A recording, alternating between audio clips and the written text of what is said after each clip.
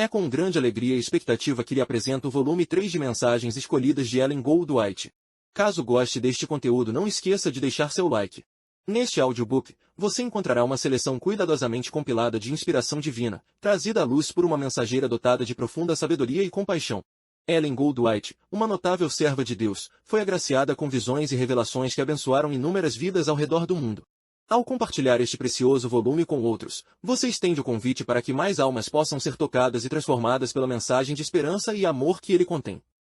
Que esta mensagem fortaleça sua fé, renove suas esperanças e inspire-o a viver uma vida conforme a vontade de Deus. Boa audição. Mensagens Escolhidas, volume 3. Anexo 11.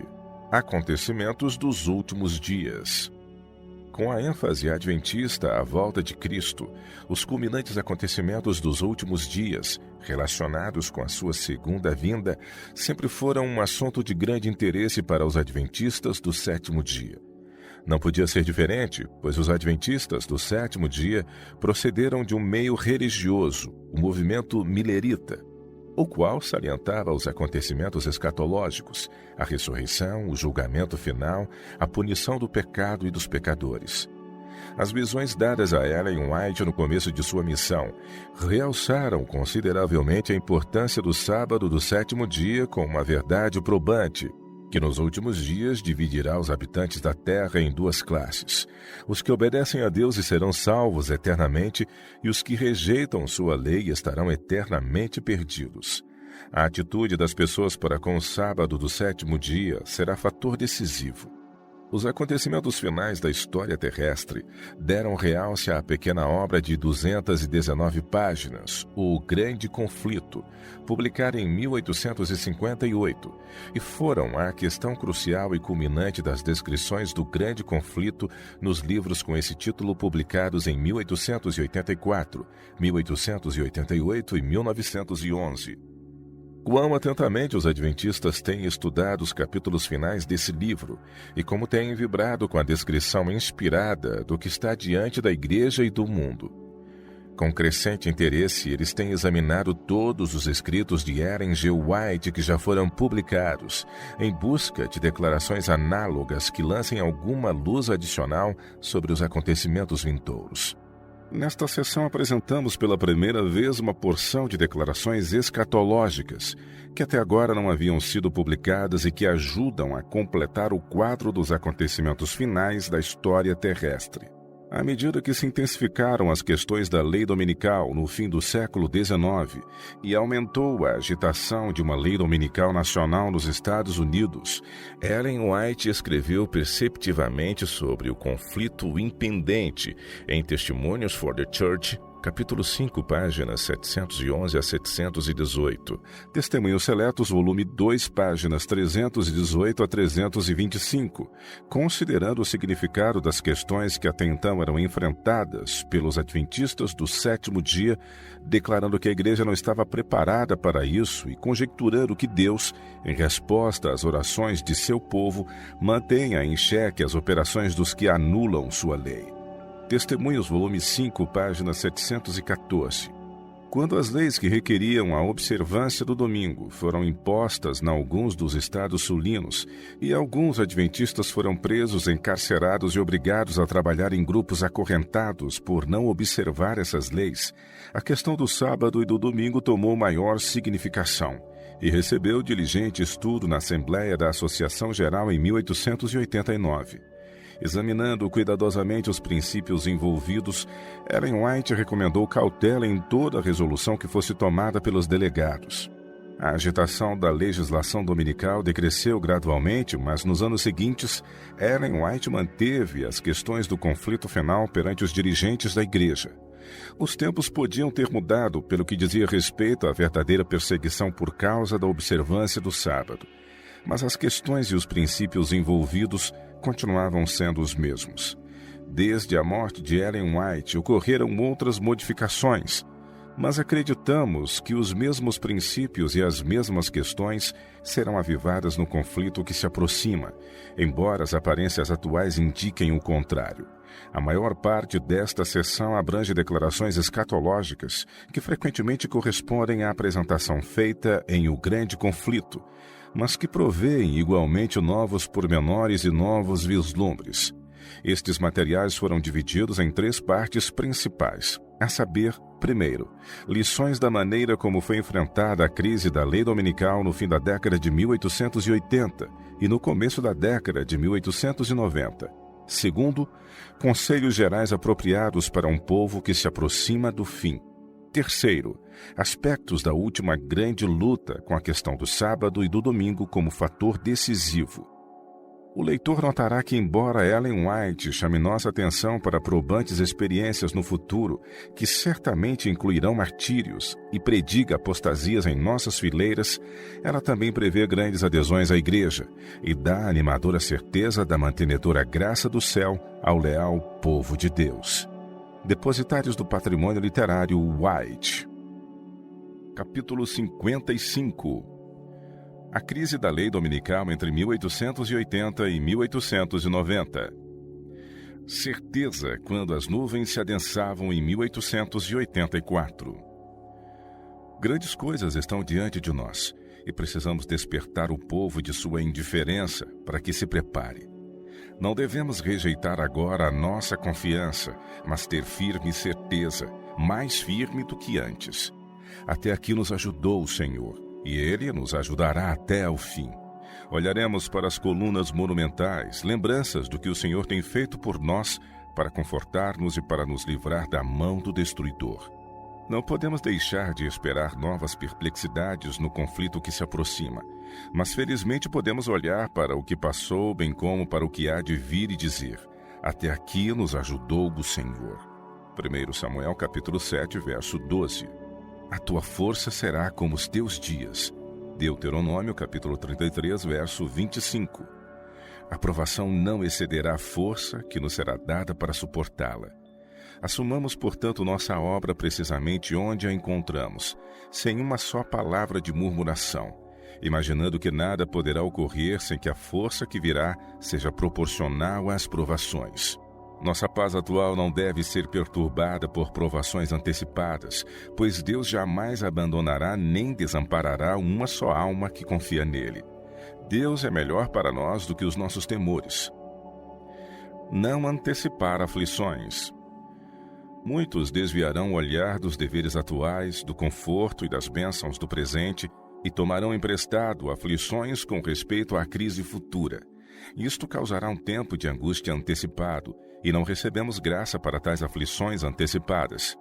Quando chegar a cena de penoso conflito, teremos aprendido a lição de santa confiança, de bendita confiança, e colocaremos as mãos nas mãos de Cristo, os pés sobre a rocha eterna, e seremos protegidos contra a tormenta, contra a tempestade. Devemos esperar em nosso Senhor.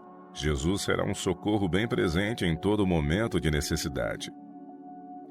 Você pergunta a respeito do procedimento que deve ser seguido para assegurar os direitos de nosso povo para prestar culto de acordo com os ditames de nossa própria consciência.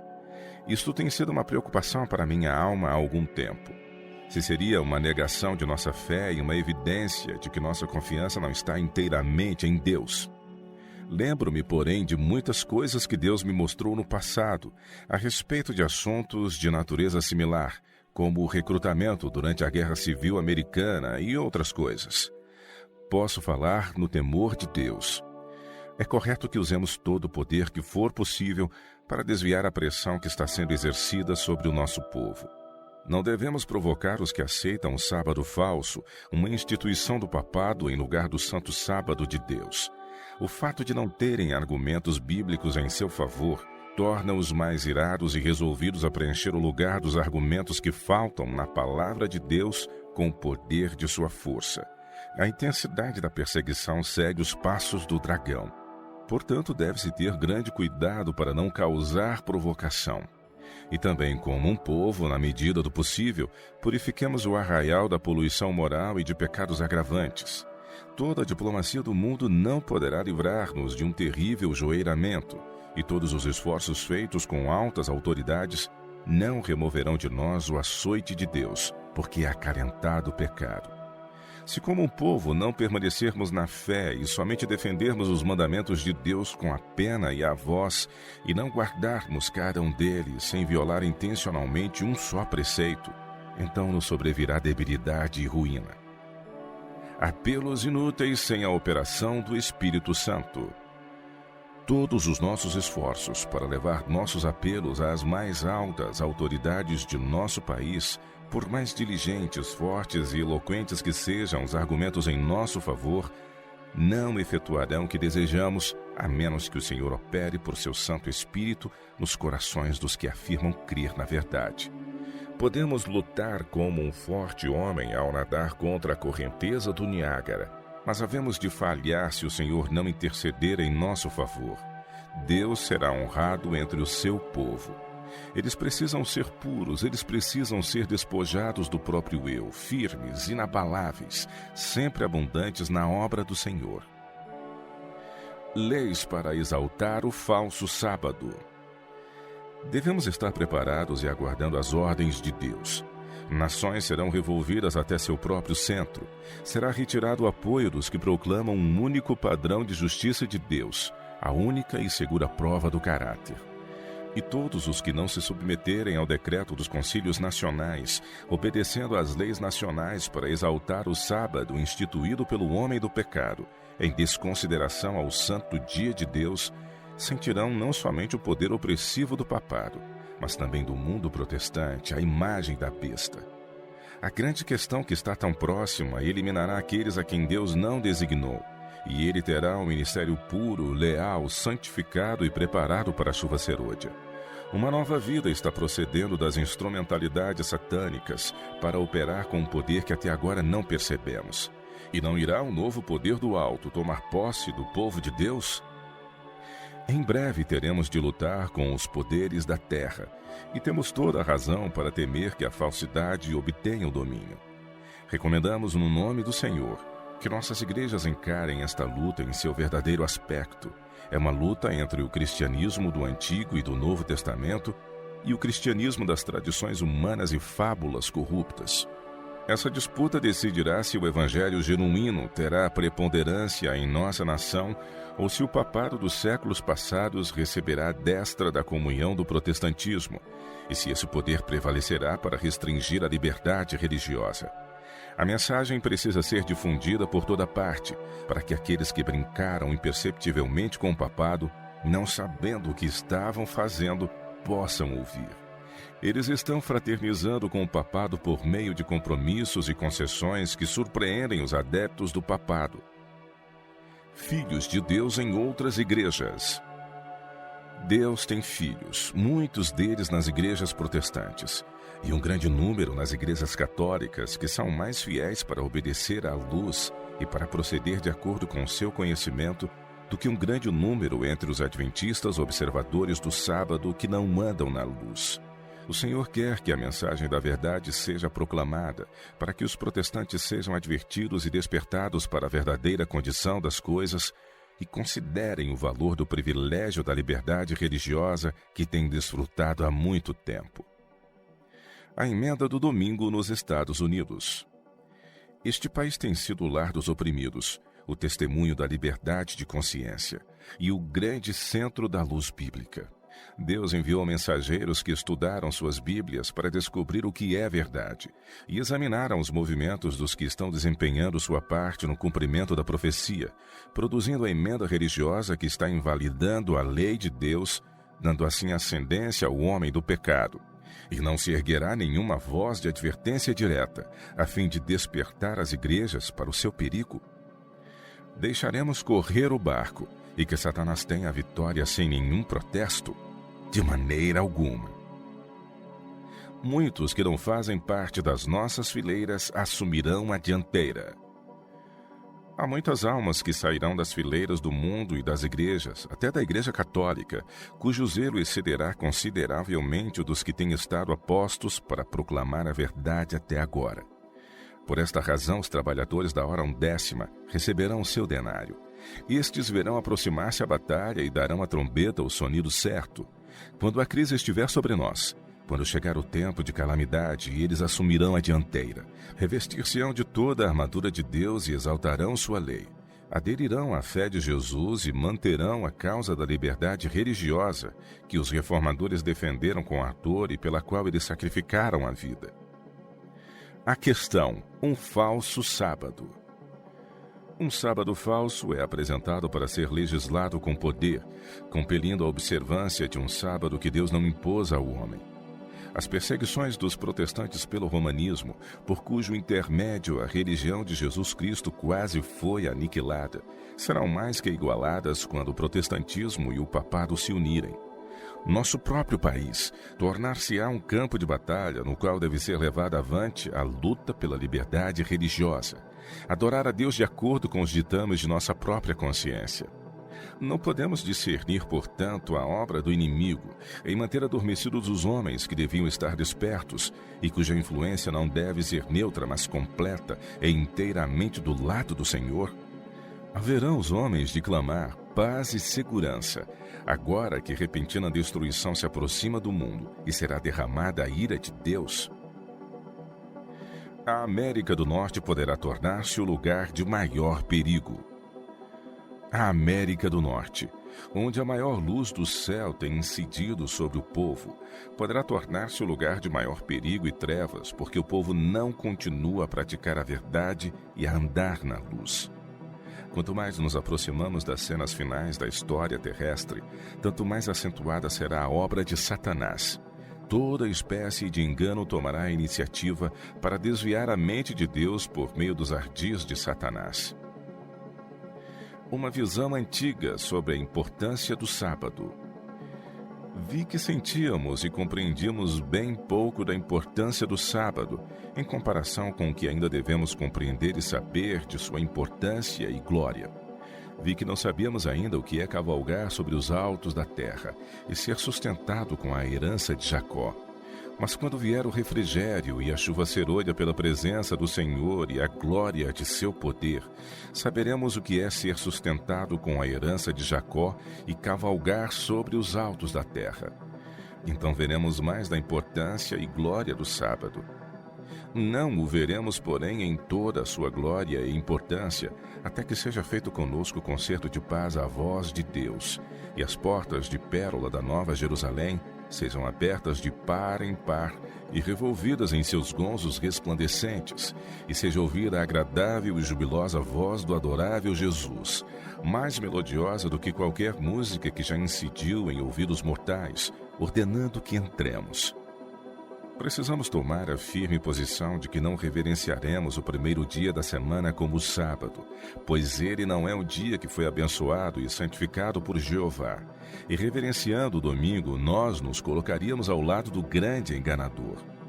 O conflito por causa do sábado exporá o assunto ao povo, e será concedida uma oportunidade para que sejam apresentadas as reivindicações do sábado genuíno. O povo temente a Deus e que guarda os mandamentos deve ser diligente não somente na oração, mas também na ação, e isto levará a verdade aos que nunca a ouviram. Quando for invalidada a lei de Deus e a apostasia se tornar um pecado nacional, o Senhor agirá em favor de seu povo. A angustiosa situação dele será sua oportunidade. Ele manifestará o seu poder em prol de sua igreja. Um tempo para testemunhar. O Senhor nos esclareceu no tocante ao que sobrevirá à terra, para que possamos esclarecer a outros, e não seremos tidos por inocentes se nos contentarmos em ficar sentados com os braços cruzados, falando sobre assuntos sem importância. Não se deve deixar que as pessoas andem aos tropeções nas trevas, não sabendo o que está à sua frente, e não estando preparadas para as grandes questões que se aproximam. Há uma obra a ser feita para este tempo, no sentido de preparar um povo para permanecer em pé no dia da angústia, e todos precisam desempenhar sua parte nesta obra. Eles têm de ser revestidos da justiça de Cristo e ser tão fortalecidos pela verdade que os enganos de Satanás não sejam aceitos por eles como manifestações genuínas do poder de Deus. É um tempo solene para o povo de Deus, mas se eles permanecerem bem perto do lado ensanguentado de Jesus, ele será a sua defesa. Abrirá caminhos para que a mensagem de luz chegue aos grandes homens, a autores e legisladores. Eles terão oportunidades com as quais não sonhais agora, e alguns deles defenderão audazmente as exigências da lei de Deus. A estratégia de Satanás no conflito final. A necessidade agora de homens e mulheres que trabalhem com diligência, buscando a salvação de almas, pois Satanás, como poderoso general, tomou o campo, e neste último tempo que resta, ele está trabalhando por todos os métodos concebíveis para fechar a porta à luz que Deus quer que chegue a seu povo. Ele está arrastando todo o mundo para suas fileiras, e os poucos que são fiéis aos requisitos de Deus constituem os únicos capazes de resistir-lhe, e ele está procurando vencer até mesmo a estes. Ide a Deus por vós mesmos, orai pedindo iluminação divina, para que possais saber que conheceis o que é verdade, de modo que quando se manifestar o maravilhoso poder que realiza prodígios, e o inimigo se apresentar como anjo de luz, possais distinguir entre a genuína obra de Deus e a imitação dos poderes das trevas. O mundo deve ser advertido, e quando a terceira mensagem angélica for difundida com um alto clamor, as mentes estarão plenamente preparadas para tomar decisões a favor ou contra a verdade. A grande mudança será efetuada por Satanás e seus anjos maus, unidos com homens maus que determinarão seu destino por invalidar a lei de Deus em face de convincentes provas de sua palavra de que ela é imutável e eterna. O alto clamor da terceira mensagem angélica. Chegará o próprio tempo de que escreveu o profeta, e o forte clamor do terceiro anjo será ouvido na terra. Sua glória iluminará o mundo e a mensagem triunfará, mas os que não andam em sua luz não triunfarão com ela. Chegou o tempo solene em que os pastores deviam estar chorando entre o pórtico e o altar, clamando: poupa o teu povo, ó Senhor, e não entregues a tua herança ao opróbrio. Joel 2:17. É um dia em que, em vez de exaltar a alma com presunção, os pastores e o povo deviam estar confessando seus pecados diante de Deus e uns aos outros. Um exército de crentes que resiste à prova final. A lei de Deus é invalidada, e mesmo entre os que defendem suas exigências, há alguns que transgridem seus preceitos sagrados. A Bíblia será aberta de casa em casa, e homens e mulheres terão acesso a esses lares e mentes serão abertas para receber a palavra de Deus. E quando chegar a crise, muitos estarão preparados para tomar decisões corretas, mesmo em face das tremendas dificuldades que serão ocasionadas pelos enganosos milagres de Satanás. Embora estes confessem a verdade e se tornem cooperadores de Cristo na hora 10ª, receberão idêntica recompensa à daqueles que trabalharam o dia todo. Haverá um exército de crentes resolutos que permanecerão tão firmes como a rocha durante a última prova. Crescente luz incidirá sobre todas as grandiosas verdades da profecia, e elas serão vistas com vividez e luminosidade, porque os brilhantes raios do sol da justiça iluminarão o conjunto total. Quando o anjo estava prestes a revelar para Daniel as importantes profecias que deviam ser registradas para nós, que testemunharemos o seu cumprimento, o anjo disse: "Sê forte, sê forte." Daniel 10:19. Devemos receber a mesmíssima glória que foi revelada a Daniel, pois ela é para o povo de Deus nestes últimos dias, para que deem a trombeta um sonido certo. Quando Cristo vier a segunda vez, todo mundo será representado por duas classes, os justos e os injustos. Precedendo o grande sinal da vinda do Filho do Homem, haverá sinais e maravilhas nos céus. Um pouquinho das taças da ira de Deus já tem tido permissão para cair sobre a terra e o mar, afetando os elementos da atmosfera. As causas dessas condições incomuns estão sendo estudadas, mas inutilmente. Deus não tem impedido que os poderes das trevas levem avante sua nefanda obra de poluir o ar, uma das fontes de vida e nutrição com um miasma fatal.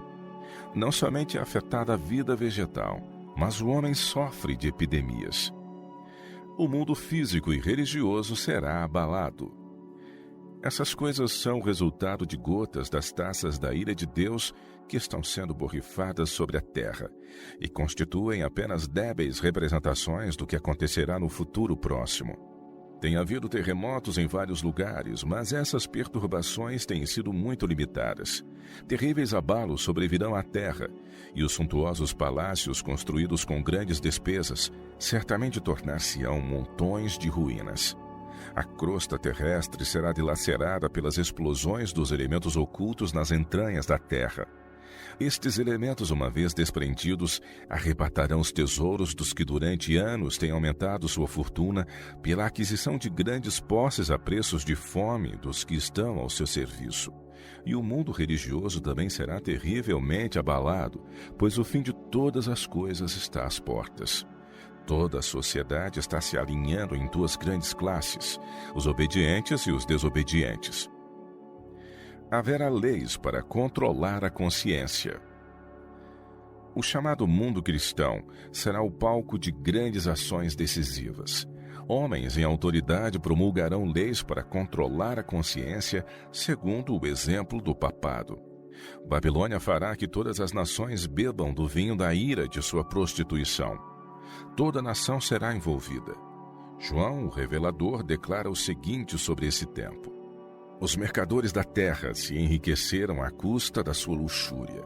Ouvi outra voz do céu dizendo: retirai-vos dela, povo meu, para não serdes cúmplices em seus pecados e para não participardes dos seus flagelos, porque os seus pecados se acumularam até ao céu, e Deus se lembrou dos atos iníquos que ela praticou.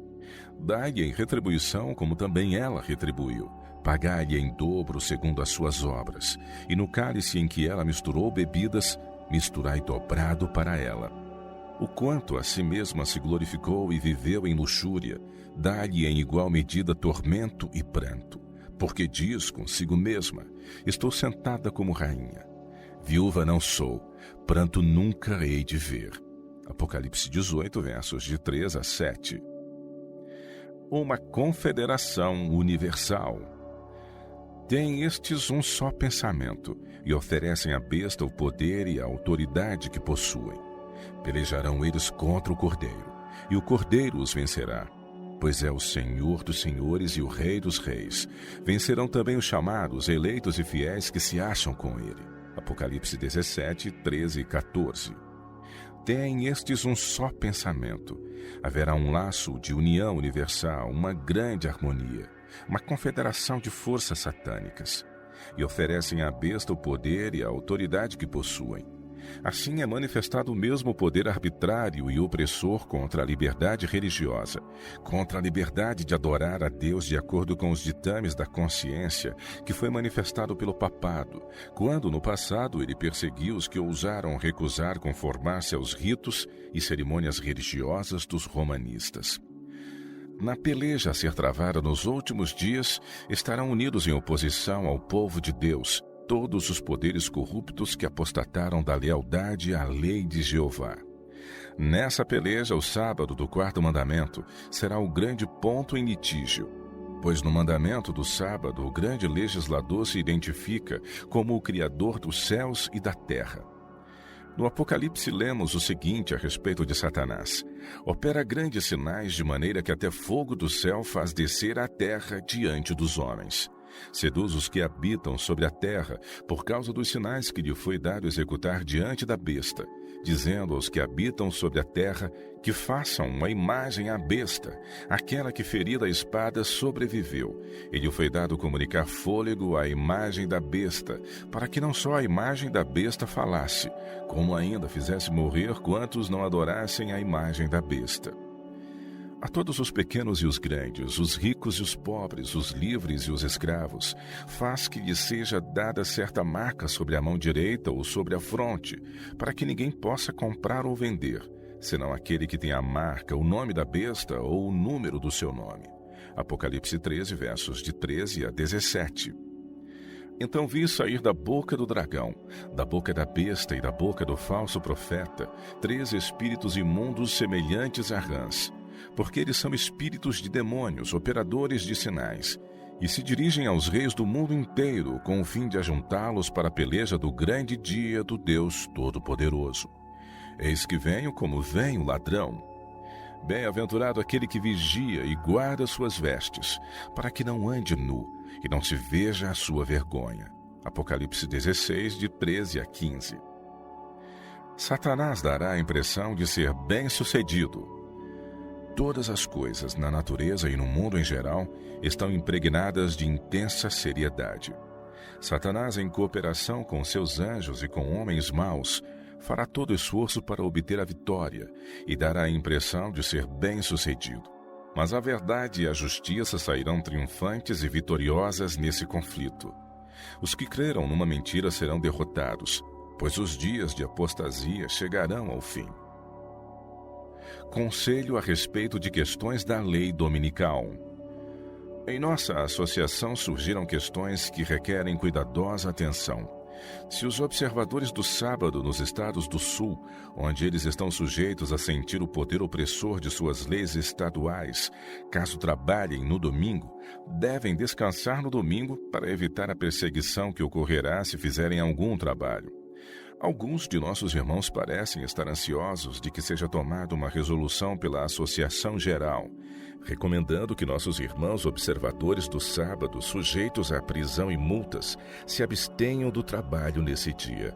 Tais resoluções não deviam ser colocadas diante desta associação requerendo sua ação. Há questões às quais é muito melhor dar o mínimo de notoriedade possível, tanto no caso como no outro, a favor ou contra. Deus dará luz e conhecimento quando necessário. Quando a questão do domingo for legislada para que se torne uma lei, não haverá tão grande perigo de tomar medidas que não sejam de molde a receber a sanção do céu. Pela razão de que o Senhor concede luz e conhecimento precisamente quando isto é mais necessário.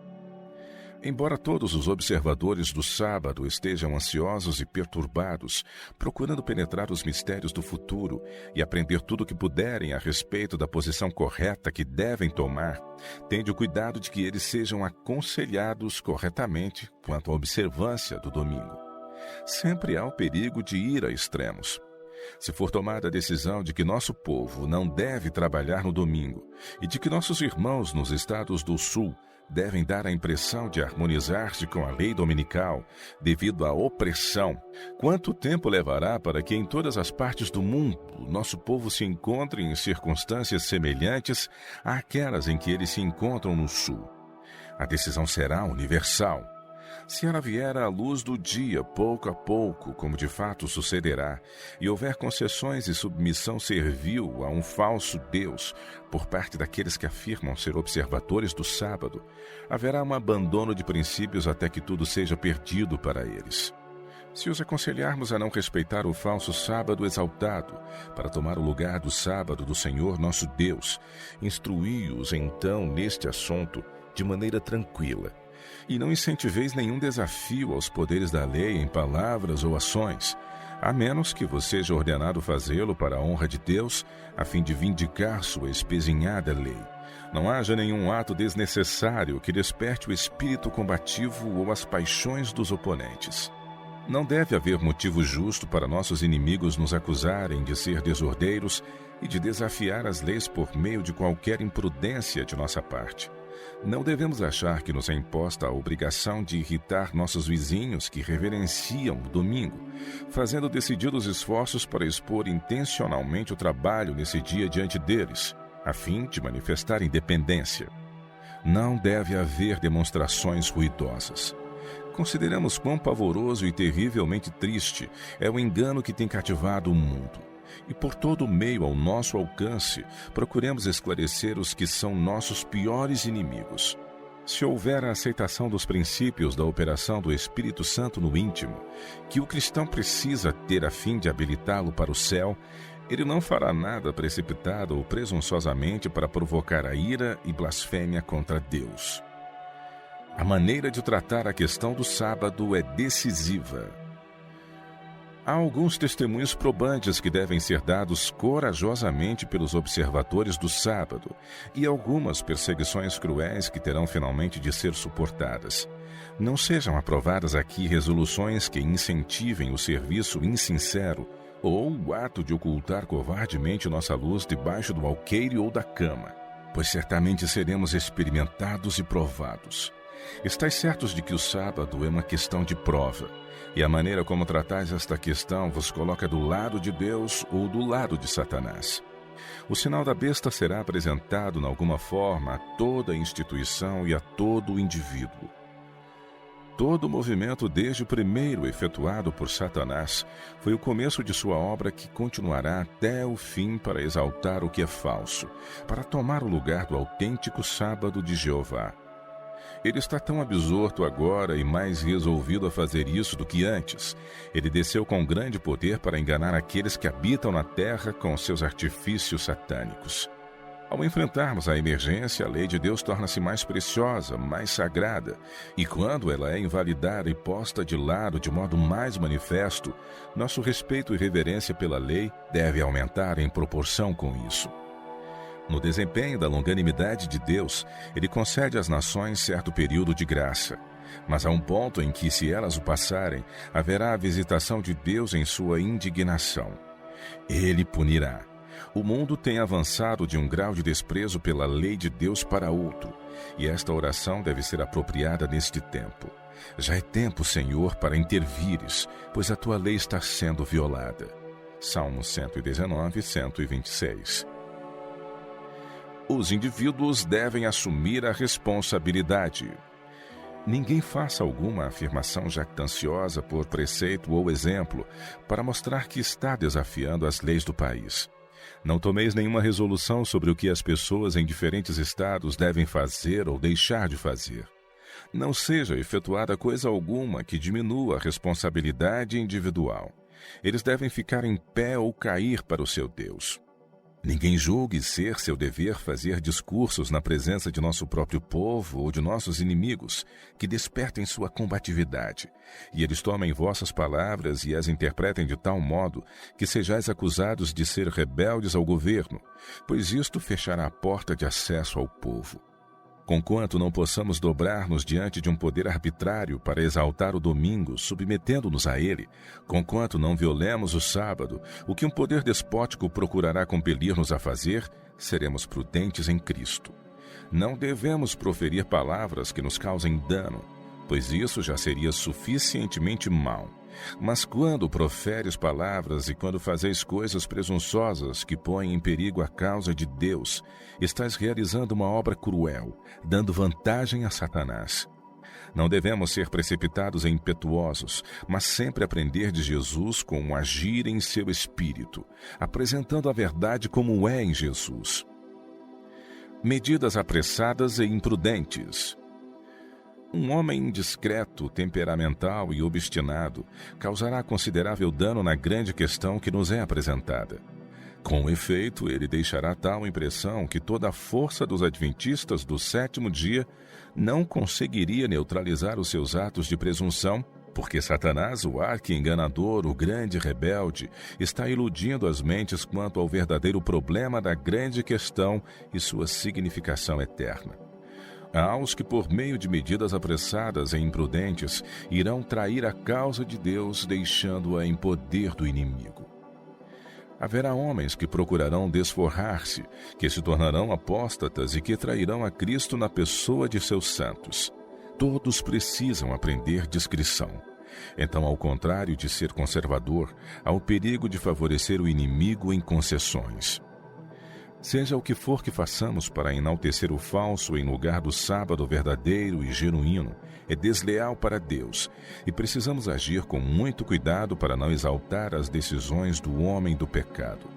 Não devemos encontrar-nos numa posição neutra neste assunto de tão grande importância. Perseguição na batalha antes do conflito final.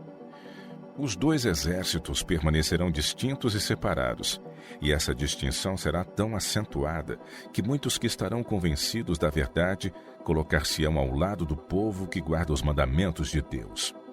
Quando essa grandiosa obra ocorrer na batalha, antes do conflito final, muitos serão encarcerados, muitos fugirão das cidades e vilas para salvar a vida, e muitos serão mártires por amor a Cristo, colocando-se em defesa da verdade.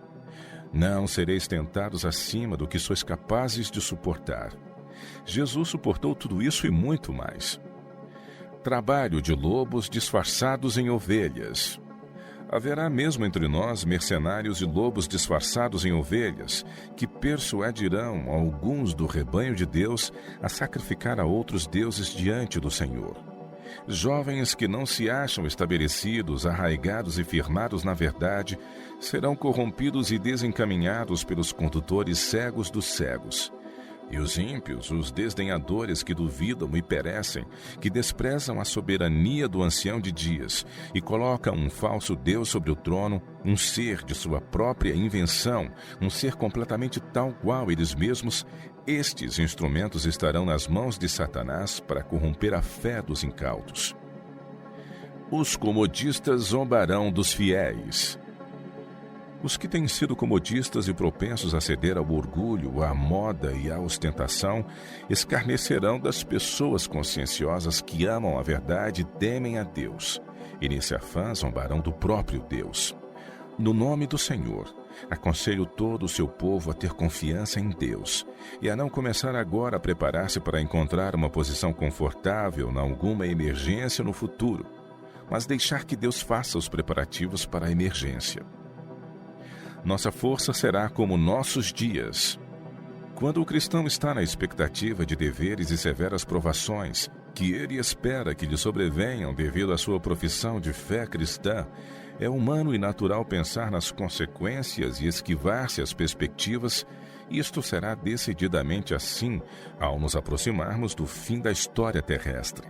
Podemos ser animados pela veracidade da palavra de Deus, por Cristo nunca haver abandonado seus filhos como seu seguro dirigente na hora de sua provação. Pois temos o relato verídico dos que estiveram sob os poderes opressivos de Satanás, que sua graça corresponde a seus dias. Deus é fiel e não permitirá que sejamos tentados além das nossas forças. Poderá haver grandes montanhas de dificuldades quanto à maneira de satisfazer as exigências de Deus e não assumir uma posição de desafio às leis do país.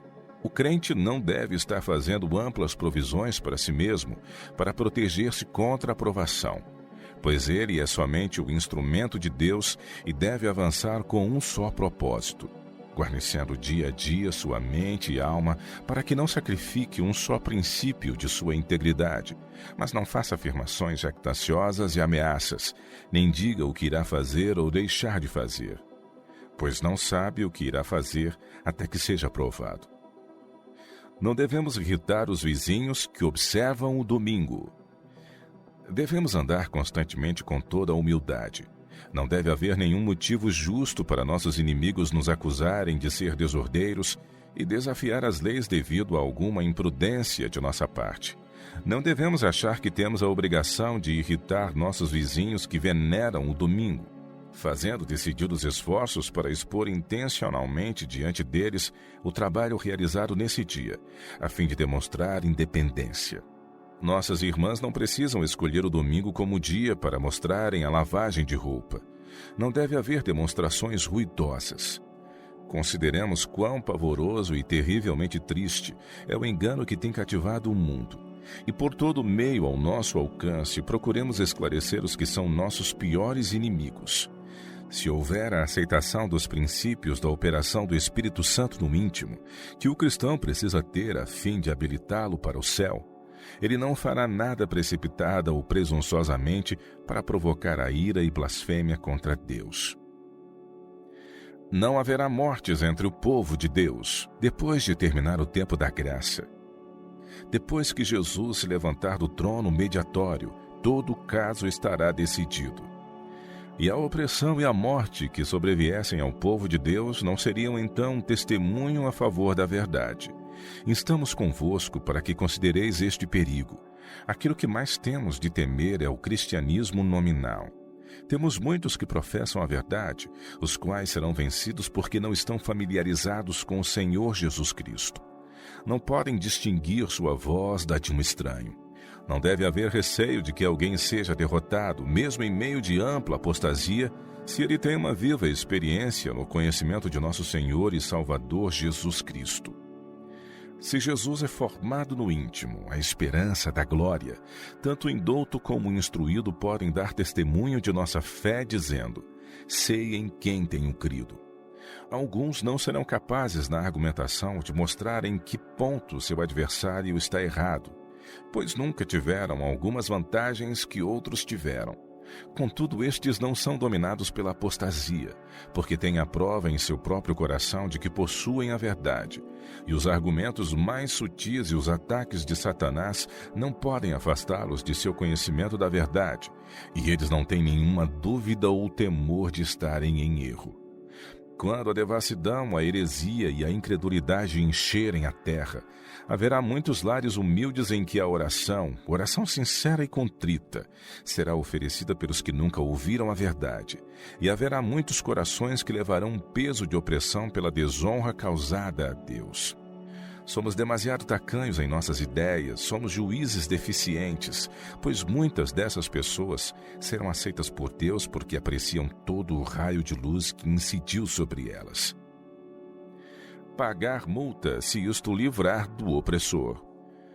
Homens são inspirados por Satanás para executar os seus propósitos contra Deus.